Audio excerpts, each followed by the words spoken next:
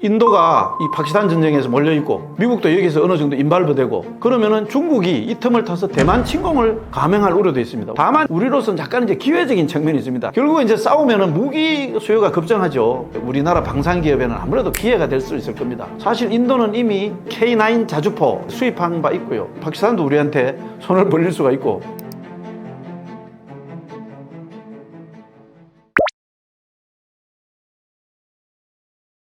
전쟁이 일어났는데 오늘날 대립관계에 있는 미중이 소환되는지 요 배경을 한번 살펴볼 필요가 있는데요. 우선은 도널드 트럼프 미국 대통령은 인도 파키스탄이 이제 사실 직접적으로 막 미사일 교전을 하고 있는 그런 지난 7일에만 해도요. 양국은 원래 오랜 기간 싸워왔다. 그 트럼프 특유의 화법이 있습니다. 이 상황이 빨리 끝났으면 좋겠다. 이런 아주 원론적인 입장을 밝혔고요. 벤스 부통령도 또 그 다음날 이거는 근본적으로 미국과 관련이 없는 사안이다. 이 미국의 통제 범위를 뭐 혈맹국가도 아니고 나름대로 주권국가고 뭐 핵까지 가진 나라들인데 이 범위를 벗어나는 이런 전쟁 한복판에 굳이 미국이 휘말리지 않을 것이다. 이렇게 해서 또 맞장구를 쳤습니다. 다만 이제 요 행간을 잘 읽어보면요. 미국 국무부가 이제 22일 날 지난달에 마할감 테러가 일어났죠. 파할감 테러가요. 요때 이제 이 테러를 일어나는 걸 보고 테러는 강력히 이제 일어나서는 안 된다. 이렇게 이제 비난을 했습니다. 그러니까 이제 이게 테러라는 걸고 테러를 어떤 그런 나쁜 것이다. 이렇게 이제 했는 거는 결국은 중국 견제라는 이해관계가 맞아떨어지는 인도를 사실상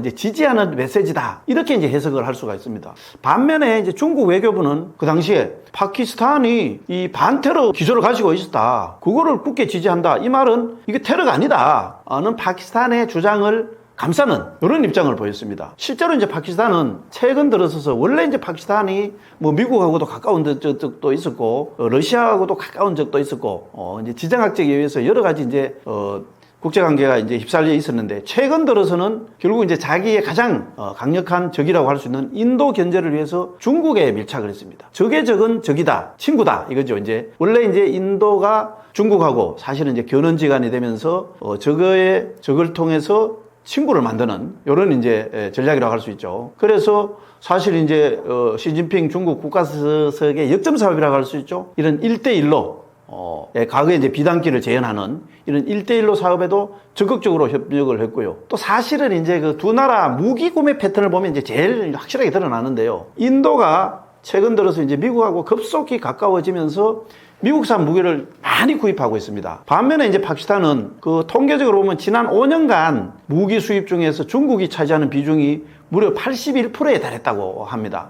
그래서 이게 이제 이런 상황에서 볼 때는 현재는 이제 미국이라든지 국제사회가 중재를 해서 극적으로 휴전 합의가 이루어졌다고 하지만은 그럼 보장을 못하죠. 만약에 앞으로도 인도하고 파키스탄 간에 무력 충돌이 다시 재현되어서 뭐 예를 들어서 전면전제까지 가지 않는다는 보장이 없을 텐데 그렇게 될 경우에는 결국은 이게 이제 이해관계가 맞닿아 있는 미국, 중국 간에 지금 이제 이루어지고 있는 신냉전의 또 다른 한 축의 전선으로 지금 러우 전쟁이나 이팔 전쟁처럼 이런 새로운 전선으로 부상할 가능성은 저는 여전히 배제할 수 없다 이렇게 생각을 합니다. 그래서 미중 대리전이라는 이런 얘기가 나온다고 봅니다. 파키스탄이 전면적인 휴전에 합의한 것은 사실입니다. 상대방 이제 그 당국자들 대변인들도 발표를 했죠. 원래 이제 제일 먼저 이거를 공개한 거는 트럼프 대통령이 이제 SNS 공개를 했지만은 어쨌든 인정을 했습니다. 양쪽 다. 그런데 이 이후에도 양측이 이제 총구를 맞대고 있는 어떤 실질 통제선이라는 게 있는데 그 인근에서 뭐 계속 이제 폭발음이 들리고 뭐 이런 이제 일이 일어났습니다. 그러니까 또 양국은 이게 상대방이 휴전 합의를 해놓고 당신이 위반했다. 책임을 떠넘기고 서로 이제 핏대를 세웠죠. 사실 이제 이거 행간을 잘 봐야 되는데요. 마코 루비오 미국 국무장관이 어떤 얘기를 했느냐 하면은 이 합의와 관련돼서 인도와 파키스탄 정부가 즉각적인 휴전에 합의하고 나서 일단 합의는 했다. 구두 합의죠, 이거는. 그러고 나서 중립적인 장소에서 나머지 여러 가지 이제 문제가 남아있죠. 이 문제에 대해서 강범위한 논의를 시작하는데 합의했음을 발표한다. 이렇게 이제 밝혔습니다. 이 말은 이 휴전이 일단은 서로 싸우지는 말자. 이렇게 잠정적으로 합의를 해놓고 앞으로 협상을 이제 계속해 나가자는 이런 얘기죠. 구체적인 디테일한. 그런데 이제 협상이라는 게 깨질 수도 있죠. 서로 이제 입장 차이가 나고 또 이런 과정에서도 어떤 또 촉발 기제가 생길지 모릅니다. 웅뚱한 데서 뭐 예를 들어서 테러가 생긴다든지 누가 뭐 그걸 싸우다 한 사람 죽는다든지 이렇게 하다 보면은 다시 언제든지 무력 충돌 가능성이 있습니다. 저는 그렇게 봅니다. 그만큼 이거 인도 파키스탄 간 대립의 갈등이 깊고요. 뭐 역사가 오래됐죠. 그 다음에 이제 또 이 카슈미르 지역이 세계의 화약고라고 할 만큼 그 자체적으로 안고 있는 문제, 이게 굉장히 쉽게 해결될 수 없는 그런 구조적인 한계가 있기 때문에 저는 그렇다고 봅니다. 앞으로 이제 이거 휴전 협상이 선언은 했지만 협상을 해야 되는데 요 진행되는 과정을 이제 좀 지켜봐야 되겠습니다만은, 만약에 이제 휴전 협정이라는 게 최종적으로 사인을 해야 되죠. 사인을 하는데 이게 타결이 되지 않고 다시 또 이제 분쟁이 재발한다, 이랬을 경우에 예상되는 시나리오를 한 2가지 정도 이렇게 정리를 해볼 수 있겠습니다. 우선은요, 과거에도 그렇듯이 제한적 소규모 충돌이 반복될 수가 있습니다. 이게 이제 가장 높은 가능성의 시나리오죠. 이렇게 해서 이제 전면적으로 비화되지 않는 일종의 서로 적당한 선에서 통제하는 그런 충돌이 반복될 가능성이 많습니다. 요거는 양국이 이 전쟁을 국내 여론을 의식해서 지금 전쟁을 서로 하고 있다 해도 과언이 아닌데요. 전쟁은 굉장히 정치적이죠. 그래서 제한적 공격을 수행하고 나서 서로 공별되는 그런 임계점은 넘지 않고 적당한 선에서 다시 빠지고, 쉽게 말하면 치고 빠지고 요런 이제 형태의 충돌 반복이죠. 이게 원래 이제 양국이 그동안 굉장히 익숙한 패턴입니다. 과거에도 이제 전쟁의 뭉터까지 갔다가 다시 물러나는 이런 패턴을 계속 보여왔거든요. 사실 전쟁의 원인이라는 게 되게 이제 정치적인 게 큽니다. 전쟁이 어떻게 일어나야 하는데 대부분의 정치하고 관련되어 있습니다. 그렇기 때문에 두 나라 다 이제 공격을 멈출 명분이 어느 정도 축적되면은, 이 정도는 국민들이 이제 이해를 한다, 만족한다, 더 이상 국민 눈치를 안 봐도 된다, 이렇게 하면은 중단될 수 있다는 이런 얘기입니다. 그거를 이제 보면은 특히 이번에 이제 인도가 이 파키스탄 공격을 하기 위해서 붙인 작전을 이제 보면은 이해를 할 수 있는데, 요게 이제 3가지 정도로 다시 요약할 수 있는데요. 우선은 이 공격을 보면은요, 신두르 작전이라는 공격인데, 이 공격이 어떤 의도적인 확전 불사라는 이런 메시지는 담겨 있습니다. 기본적으로 확전도 할 수 있다. 그래서 이게 보면은 이제 또 인도가 1971년 이후에 처음으로 이게 이제 경계선을 넘어서 파키스탄 영토라든지 파키스탄 점령 지역에 위치한 목표물을 공격을 했죠. 다만 이제 이 공격이 어떻게 보면은 물리적인 파괴보다는 심리적 압박에 방점을 두고 있는 이런 느낌을 갖고 있습니다. 그 2번째는 일종의 이제 선택적 이런 정밀 타격인데요. 요거는 레이더 회피 기술이라든지 그 다음에 장거리 타격 능력을 바탕으로 민간인 피해를 최소화하고, 또 이제 전쟁에서도 국제법이 나름대로 있죠. 그래서 국제법에는 자위권 행사라는 게 있는데, 이런 자위권 행사를 하기 위한 명분을 마련한다든지, 그 다음에 이제 전쟁을, 충돌을, 시작한, 이제 그 원인이 바로 이제 테러잖아요. 이 파키스탄 내에 있는 테러 인프라, 요런 거를 약화시키는 것이라는, 요런 것들을 동시에 노렸다, 이렇게 보면 되겠습니다. 3번째 이제 특히 이제 눈에 띄는 게 바로 이 앞서 얘기했던 신두르라는 작전용입니다. 요게 이제 원래 국내 여론 결집용입니다. 신두르라는 이름을 붙인 게 보면, 이게 이제 신두르라는 게 우리가 인도 여행할 때 보면은 그 여성들이 이마에 그 정수리 부분, 요 이마 같은 데 보면 빨갛게 이렇게 칠하는 게 있죠. 요게 이제 신두르라고 하는데, 이게 이제 남편의 건강을 기원하고 이런 거라고도 하기도 하고요. 대개 이제 힌두 문화에서는 보호와 단결을 상징합니다. 그래서 이제 인도 국민들에게 우리가 왜 싸워야 되느냐, 이런 군사 행동에 정당성을 부여하는 어떤 정치적 내러티브로 활용하는 그런 뜻이 이제 굉장히 엿보입니다. 사실 이제 과거에도 보면요, 인도의 특히 이제 집권 세력이 있죠. 집권당들이 정권이 이제 위기가 처할 때, 이럴 때는 이제 파키스탄하고 어떻게 보면 약간 의도적으로 충돌을 하기도 하고요. 특히 이제 중국도 인도에 이제 국경을 맞대고 대립되고 있죠. 그래서 중국하고도 이제 대립 긴장을 하는 이런 관계를 정치적으로 이용을 많이 했던 전력이 있습니다. 재밌는 사례 같은 경우는 이제 중국하고 인도는 히말라야 지역 같은 데 보면은 이제 국경이 굉장히 조금 모호합니다. 아니면 산사태가 나서 바뀔 수도 있고, 그런데 그럴 때 이제 인도의 집권당이 조금 여론에서 밀리고 자칫하면은 선거에 패배할 그런 우려가 있다, 이러면은 거기서는 총도 쓸 필요가 없습니다. 몽둥이 들고 가서 중국 사람들하고 몇 번 싸움 붙고 이러면은 바로 그냥 인도의 여론이 돌아서는, 이런 거를 재미를 많이 봤기 때문에 이런 측면이 상당히 있다고 봐야 되죠. 그래서 이제 이런 어떤 확전을 하지 않으면은 자전 충돌로 여러 가지 정치적인 효과를, 심리적인 효과를 넣는 게 이제 기본이라고 한다면은, 사실 이제 우리가 다음에 또 생각해야 될 거는 뭐냐면 가장 위험한 것은 바로 이제 전면전이죠. 전면전은 사실은 이제 핵까지도 생각을 해봐야 되는데 두 나라 다 핵을 갖고 있기 때문에요. 근데 그렇게 해서 이제 확전될 경우인데 요거는 일단은 파키스탄 입장에서 먼저 생각을 해봐야 됩니다. 왜냐하면 파키스탄 입장에서는 이번에 인도가 인더스강 조약 IWT라고 하는데요. 이거를 이제 중단하겠다. 이렇게 선언했는데 이거는 파키스탄의 생존을 위태로 하고는 아주 실존적인 위협입니다. 왜 그러냐면 파키스탄의 그 인더스 강은 인도도 마찬가지지만은 생명의 젖줄입니다. 그러면서 이거를 건드리는 건 아킬레스건이라고도 할 수 있습니다. 이게 사실은 이제 이 젖줄이 끊어지면 어떻게 됩니까? 파키스탄의 2억 4천만이 되는 이 인구가 식량, 민생, 경제 안보에 바로 직결되는 그런 아주 중요한 게 바로 인더스 강입니다. 그래서 파키스탄 입장에서는 인도가 만약에 물 공급을 중단한다. 이거는 뭐 진짜 전쟁하자는 거죠. 이 명백한 전쟁 해지로 간주를 하고 있고요. 그렇게 되면 국력의 모든 스펙트를 다 동원해서 대응 보복해야 되겠다는 게 앞으로도 물론이고 기존에 이제 일관된 입장입니다. 이게 이제 정말 이렇게 해서 해결이 안 되면은 핵사용까지도 이제 포함되는 거죠. 특히 이제 그 파키스탄이 이제 정해놓고 있는 핵사용 독트린이라는 것은 특유의 이제 공세적 성격으로 악명이 높습니다. 그건 바로 이게 인더스 강하고 이제 직결되어 있습니다. 국가들이 핵을 가지고 있지만은 대개 이제 선제 불사용, 먼저 사용은 하지 않는다. 요게 이제 원칙이거든요. 요거를 아예 이제 우리는 그렇게 할 수가 없다. 설령 인도가 먼저 핵무기를 사용하지 않더라도 우리가 먼저 선제 공격을 할 수 있다. 이걸 아예 명시적으로 언급했습니다. 그만큼 이제 인도보다는 약자고 군사력도 조금 지쳐 있고, 그 다음 인도서 강이라는 이런 젖줄도 이제 인도가 잡고 있고요. 그렇습니다. 요컨대 만약에 양국 간의 물전쟁이 확대된다면 언제든지 핵전쟁으로 비하할 수 있는 이 트리거, 방아쇠가 될 수 있다는 것이죠.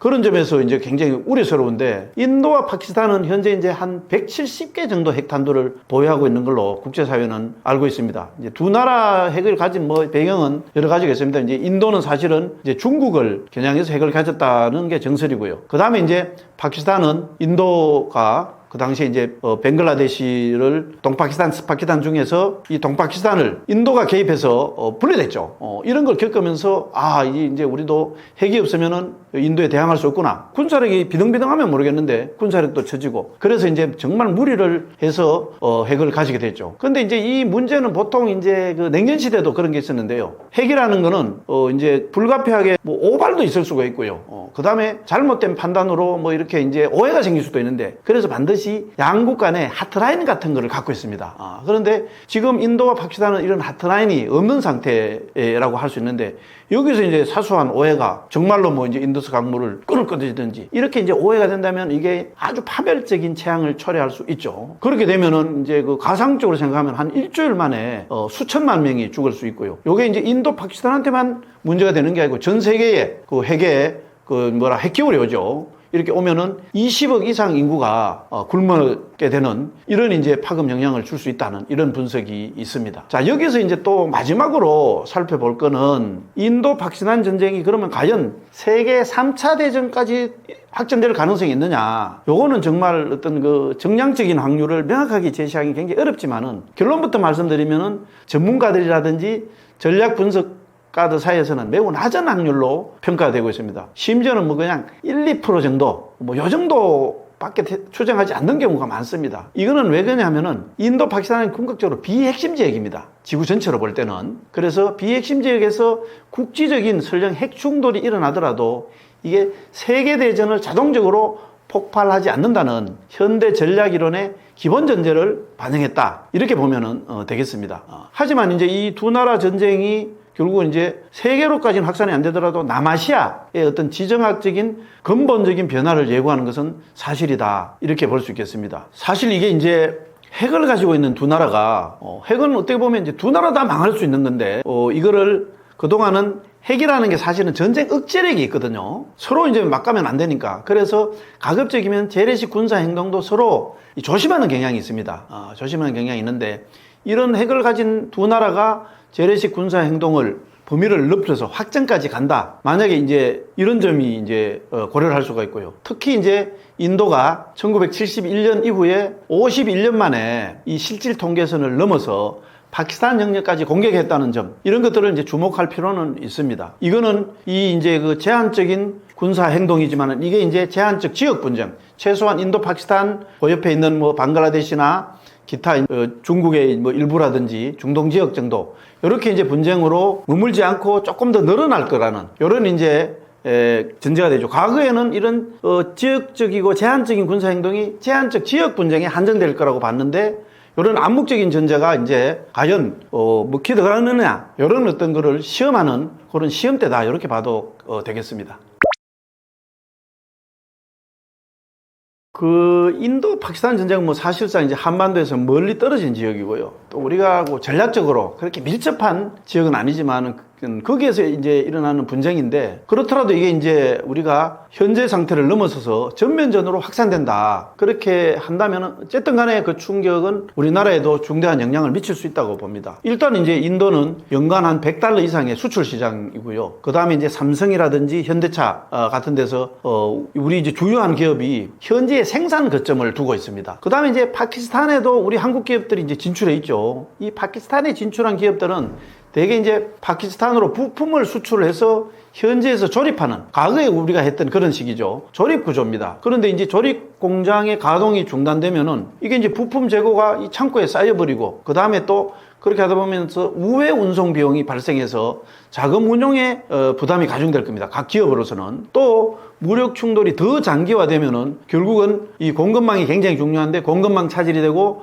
수출 피해가 이제 불가피할 걸로 봅니다. 나아가서 이걸로 인해서 중동 전체 정세가 이제 불안해질 수가 있죠. 그러면 이제 해상로까지 차단될 가능성이 있고요. 그러면 이제 과거에도 경험해 봤지만 유가가 급등하고 유가가 급등하면 전력도 가격도 상승하고 이러면 한국 전쟁 전반에 피해를 줄 수 있고요. 이게 이제 금융시장 불안정으로도 이어질 수가 있죠. 그러면서 뭐 코스피가 하락한다든지 원화가 약세를 보인다든지 외국인 투자자가 이탈한다 같은 이런 금융 충격도 현실화될 수 있다고 봐야 됩니다. 외교적으로 생각해 본다면은 우선은 우리가 인도와 현재 조금 더 전략적 협력을 유지를 하고 있습니다. 그렇지만 또 파키스탄도 전혀 무시할 수 없습니다. 그러면서 두 나라 사이에서 어느 정도 균형을 보고 눈치를 봐야 되는 이런 복잡한 상황에 놓이게 되죠. 그래서 이렇게 양국 사이에서 중립을 유지한다는 건 사실은 어느 한 편을 드는 거는 쉬운데 이게 중립을 유지한다는 게 이렇게 쉬울 것 같지만 그렇게 쉽지 않습니다. 그래서 이게 이제 외교적 부담으로 다가올 수 있게 되죠. 그리고 이제 이게 정말 전선이 확정되어서 3차 세계대전까지 가지는 않더라도 어쨌든 간에 이제 미국, 중국이라든지 이런 강대국이 개입을 할 가능성이 있고요. 그렇게 된다면은 현재 이제 우리 동북아 안보 지형은 대체로 한미 일대 북중러라는 이런 이제 대립 구도 속에서 신냉전이 형성되어 있다고 보면 되는데 이것도 이제 변화될 가능성이 있습니다. 그러면서 한국의 이제 안보 정책도 재편을 해야 되는 그런 게죠. 예를 들어서 인도가 이 파키스탄 전쟁에서 몰려있고 미국도 여기서 어느 정도 인발브되고 그런데 그러면은 중국이 이 틈을 타서 대만 침공을 감행할 우려도 있습니다. 원래 이제 인도가 중국이 대만 침공을 함부로 할 수 없는 여러 가지 이유가 있는데 그 중에 하나는 대만 침공하는 중에 인도가 자기들을 저기 뒤에서 뒤통수를 때리면 어떡하냐 이것도 있거든요. 그런데 이제 그 염려가 없어지면은 대만 침공을 할 수도 있고요. 그 다음에 이제 그런 상황에서 북한도 무력 도발을 할 수가 있다. 뭐 이렇게 이제 가정을 할 수가 있습니다. 다만 이제 우리로서는 약간 이제 기회적인 측면이 있습니다. 남의 불행이 나의 행복이다. 뭐 이런 얘기라고 할 수 있는데 결국 이제 싸우면은 무기 수요가 급증하죠. 그러면은 이제 우리나라 방산기업에는 아무래도 기회가 될 수 있을 겁니다. 사실 인도는 이미 그 K9 자주포 이걸 이제 수입한 바 있고요. 그렇게 이제 양측 간의 대립 갈등이 심해야 됩니다. 인도에서부터 이제 일단은 우리 K방산에서 수출 확대를 할 수 있고 뭐 급하면 파키스탄도 우리한테 손을 벌릴 수가 있고 이렇게 돼서 어떤 무기를 수출하는 방산기업은 나름대로 또 도움이 되지 않을까 이런 측면도 있다고 생각을 합니다.